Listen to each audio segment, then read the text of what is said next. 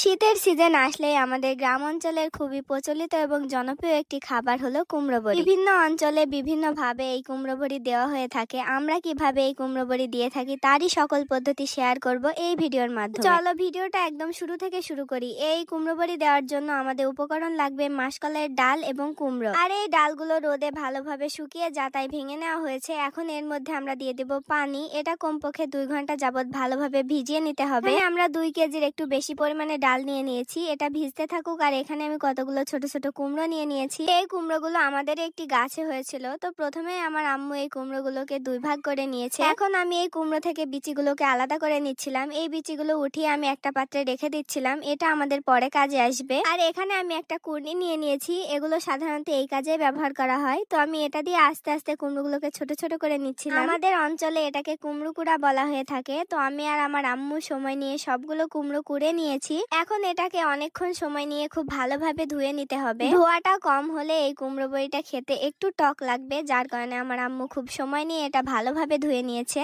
আর এদিকে কুমড়ো থেকে ছাড়িয়ে আমি যে বিচিগুলো রেখেছিলাম ওগুলো ভালোভাবে ধুয়ে আমি একটু রোদে শুকাতে দিয়ে দিয়েছিলাম। আর এইদিকে আমার আম্মু ধুয়ে রাখা কুমড়োগুলো থেকে পানি বের করে নিচ্ছিল, কারণ এতে কোনোভাবে পানি রাখা যাবে না। যতটা সম্ভব চাপ দিয়ে এটা থেকে পানিটা বের করে নিতে হবে। তো এই তো কুমড়োগুলোকে এরকম একটু ঝরঝরা করে নিয়ে আমি একটা পরিষ্কার কাপড়ে এগুলোকে রেখে দিয়েছিলাম। আর এইদিকে আমাদের পানি দিয়ে রাখা ডালগুলো পুরোপুরি ভিজে গেছে। তো আমার আম্মু হাতের সাহায্যে এটা একটু ভালোভাবে ডলে নিচ্ছিল, যাতে খোসাগুলো খুব সহজেই উঠে যায়। হাত দিয়ে ডালগুলোকে ভালোভাবে ঘষে নিলে এটা খুব তাড়াতাড়ি পরিষ্কার করে ধোয়া হয়ে যাবে। তারপর আমার আম্মু এর মধ্যে পানি দিয়ে আস্তে আস্তে খোসাগুলোকে আলাদা করে নিয়েছিল। এই টাইমে আমার একটু ভিডিও করতে মনে ছিল না। ভিডিওতে যেভাবে দেখতে পাচ্ছ এভাবেই সময় নিয়ে ডালটাকে খুব ভালোভাবে ধুয়ে নিতে হবে, যেন কোনো রকমে এর মধ্যে খোসা না থাকে। তো আমার আম্মু যতটা সম্ভব এটা ভালোভাবে ধুয়ে নিয়েছে। আর যে 2-1টা রয়ে গেছে ওগুলো আমরা হাত দিয়ে উঠিয়ে নিচ্ছিলাম। এ পর্যায়ে আমাদের ডাল কুমড়ো দুইটাই রেডি। এখন যারা পারবে তারা এগুলোকে পাটায় বেটে নিতে পারে, বাট আমার আম্মু পারবে না, যার কারণে আমরা এগুলোকে মেশিনে পাঠিয়েছিলাম। এবার সবকিছু নিয়ে আমরা সকাল সকাল ছাদে চলে এসেছি। রোদটা পুরোপুরি ভাবে ওঠার আগে আমরা কুমড়ো বড়ি বসানো শুরু করে দেব।